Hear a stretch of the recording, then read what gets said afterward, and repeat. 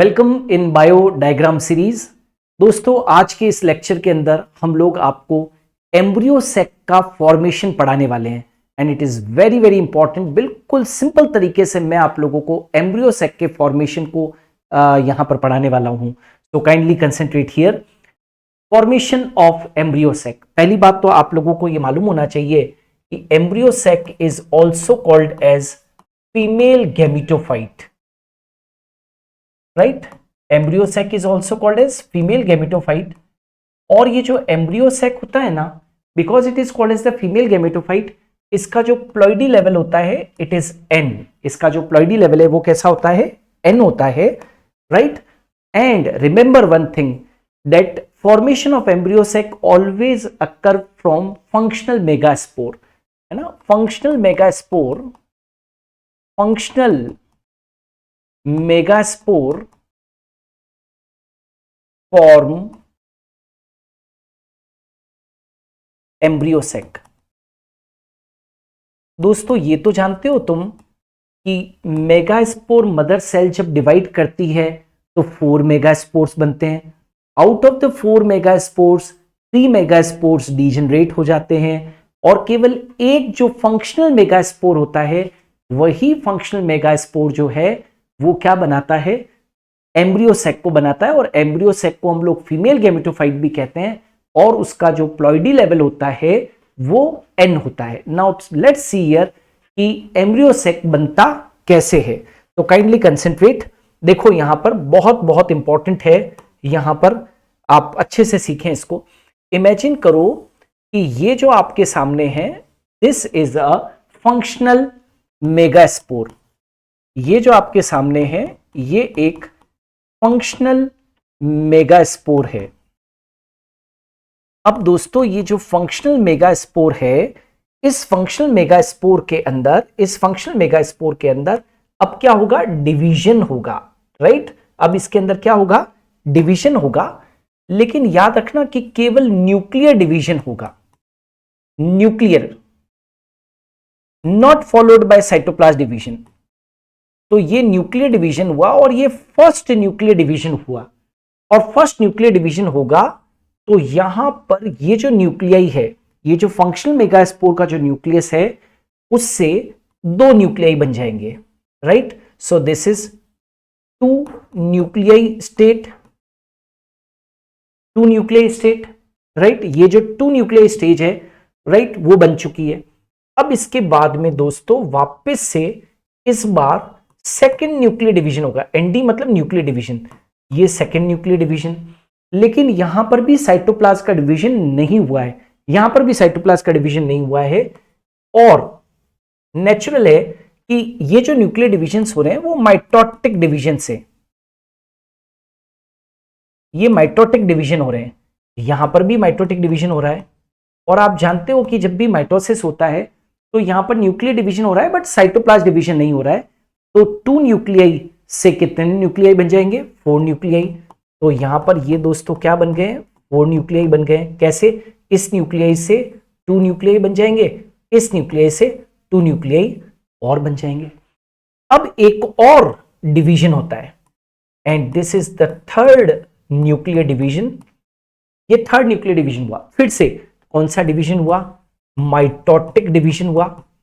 फिर से mitotic division हुआ। You know very well, mitotic division जो है दोस्तों वो मल्टीप्लिकेटिव डिवीजन है, राइट। जैसे कि 1 न्यूक्लियाई से 2 न्यूक्लियाई बने, 2 न्यूक्लियाई से 4 न्यूक्लियाई बने और 4 न्यूक्लियाई से अब क्या बन जाएंगे? 8 न्यूक्लियाई। ये जो 2 न्यूक्लियाई है इससे यहां पर 4 न्यूक्लियाई बन जाएंगे और ये जो 2 न्यूक्लियाई है इससे यहां पर भी 4 न्यूक्लियाई बन जाएंगे। यानी कि मैं कहना चाहता हूं आप लोगों से कि इस जगह पर यदि आप देखोगे तो इस पोल के ऊपर 4 न्यूक्लियाई बन गए, इस पोल पर 4 न्यूक्लियाई बन गए। टोटल जो है वो यहां पर न्यूक्लियाई कितने बन चुके हैं? 8 न्यूक्लियाई बन चुके हैं। यहां पर इस पोल के ऊपर 2 न्यूक्लियाई थे, इस पोल के ऊपर 2 न्यूक्लियाई थे।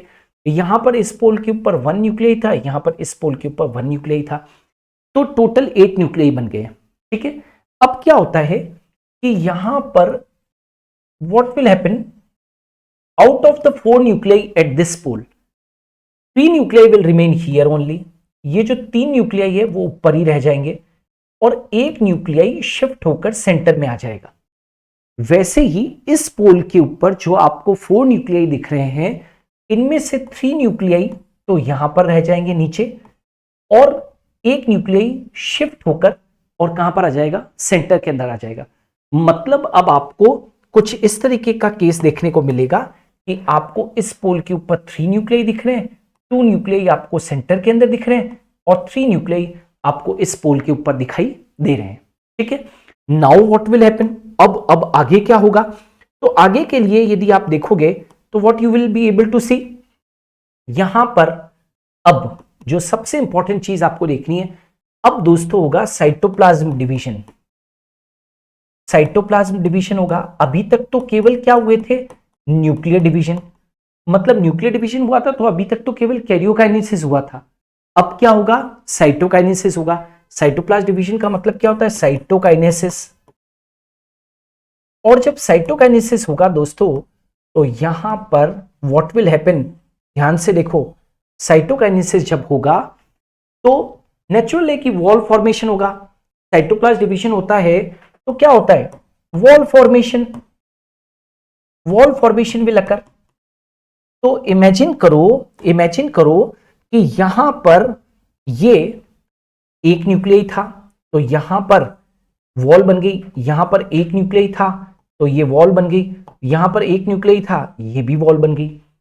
इसी तरीके से नीचे की तरफ यदि आप देखोगे तो ये वॉल बन गई और एक न्यूक्लियाई था, यहां पर एक न्यूक्लियाई था वॉल बन गई, यहां पर एक न्यूक्लियाई था वॉल बन गई, और सेंटर के अंदर क्या थे, 2 न्यूक्लियाई थे। ठीक है, अब क्या होता है कि आपको यह देखना है कि ये जो यहां पर जो आप लोगों को 3 न्यूक्लियाई दिख रहे हैं, 3 सेल्स दिखाई दे रही है, ये जो अब 3 सेल्स, अब ये 3 न्यूक्लियाई नहीं रहे, अब ये 3 सेल्स बन चुके हैं क्योंकि वॉल फॉर्मेशन हो चुका है।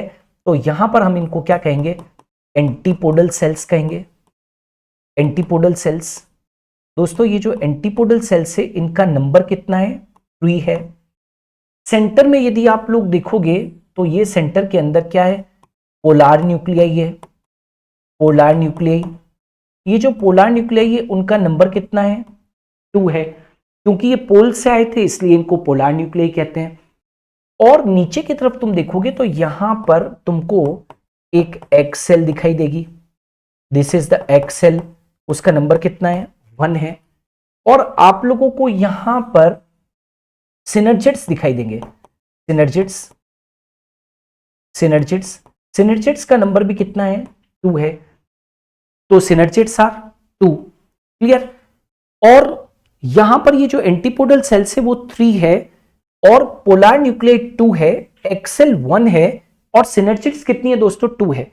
तो बोथ दीज टुगेदर, है ना, ये जो दोनों साथ में इनको क्या कहेंगे, एक्सेल और सिनर्जिड को, एक्सेल 1 एक्सेल और 2 सिनर्जिड्स को साथ में हम लोग क्या बोल देते हैं, एग एपरेटस कह देते हैं दोस्तों, what we call egg apparatus. तो कंफ्यूजन नहीं होना है कि एक्सेल और सिनर्जिड्स दोनों को मिलाकर हम लोग एग एपरेटस कह देते हैं।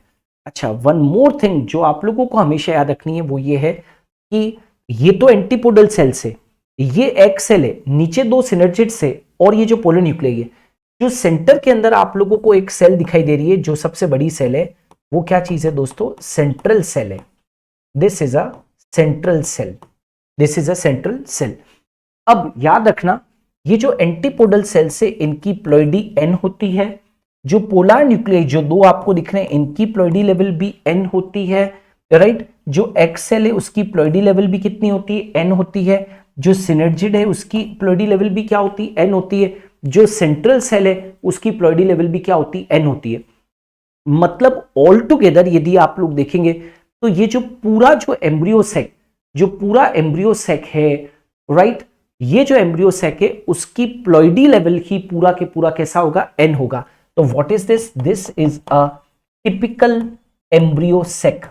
ये टिपिकल एम्ब्रियो सेक है जिसका प्लॉइडी क्या है, जिसका प्लॉइडी लेवल n है, ठीक है। क्योंकि उसमें कोई भी चीज जो है वो ऐसी नहीं है जिसका प्लॉइडी लेवल n से ज्यादा हो। जितनी भी चीजें आपको दिखाई दे रही है सबका प्लॉइडी लेवल जो है वो n है।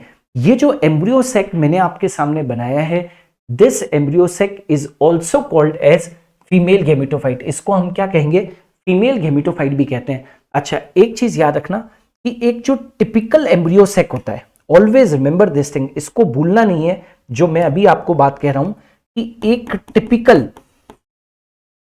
टिपिकल एम्ब्रियो सैक जो होता है एंजियोस्पर्म्स के अंदर, एक टिपिकल एम्ब्रियो सैक जो होता है उसके अंदर कितनी सेल्स होती है दोस्तों, तो उसके अंदर 7 सेल्स एंड 8 न्यूक्लिएटेड होता है। 7 सेल्स प्लस 8 न्यूक्लिएटेड होता है। 7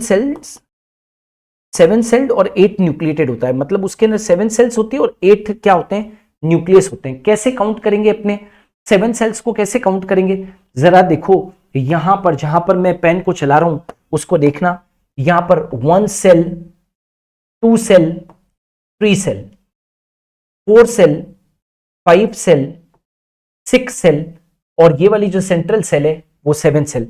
काउंट करवा दी, टोटल कितनी सेल है दोस्तों, 7 सेल से। कैसे, 3 antipodal cell, 1 egg cell, 4 2 synergid cell, 6 and 1 central cell, alright, और 8 न्यूक्लियस है। 8 न्यूक्लियस को कैसे काउंट किया हमने, ये देखो 1 nucleus, 2 nucleus, 3 nucleus, 4 nucleus, 5 nucleus, 6 nucleus, 7 nucleus and 8 nucleus. Are you getting or not? तो टोटल कितने हैं, 8 तो न्यूक्लियस है। मींस मैं कहना चाहता हूं एक टिपिकल एंजियोस्पर्म के अंदर, एक टिपिकल एंजियोस्पर्म के अंदर जो एम्ब्रियो सैक होगा, राइट, एम्ब्रियो सैक जो होगा वो 7 सेल्ड और 8 न्यूक्लिएटेड होगा। 7 सेल्ड और 8 न्यूक्लिएटेड होगा।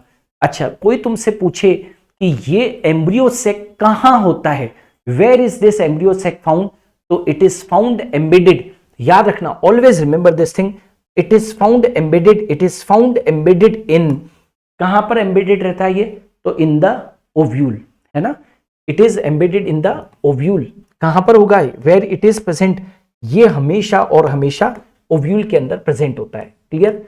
तो this embryo sac is always found in ovule, always found in ovule. Remember this thing, don't forget this thing. Clear है? तो हम क्या लिखेंगे दोस्तों, कहां पर प्रेजेंट होता है, where is embryo sac found, embryo sac is found in ovule. Ovule के अंदर जो न्यूसेलस टिश्यू होता है ना, उस न्यूसेलस टिश्यू के अंदर ये एम्ब्रियो सैक जो है वो एम्बेडेड रहता है। और याद रखना है कि एक टिपिकल एम्ब्रियो सैक के अंदर 7 सेल्स होती है और 8 न्यूक्लियस होते हैं। And also remember this thing कि एम्ब्रियो सैक को ही हम लोग फीमेल गेमेटोफाइट कहते हैं और इसका प्लॉइडी लेवल हमेशा क्या होता है, n होता है। This is the simplest way to form the embryo sac और the female gametophyte from a functional megaspore. Exams के लिए बहुत इंपॉर्टेंट है। हम आप लोगों के लिए पहले भी इस तरीके के बहुत सारे डायग्राम सीरीज लेकर आए हैं। आने वाले दिनों में भी हम लोग इस तरीके के बायोलॉजी के जितने भी डायग्राम्स हैं उनको बिल्कुल सिंपल तरीके से यहाँ पर आपके सामने लेकर आएंगे। So stay tuned with biology by doctor N S Jain. Thank you.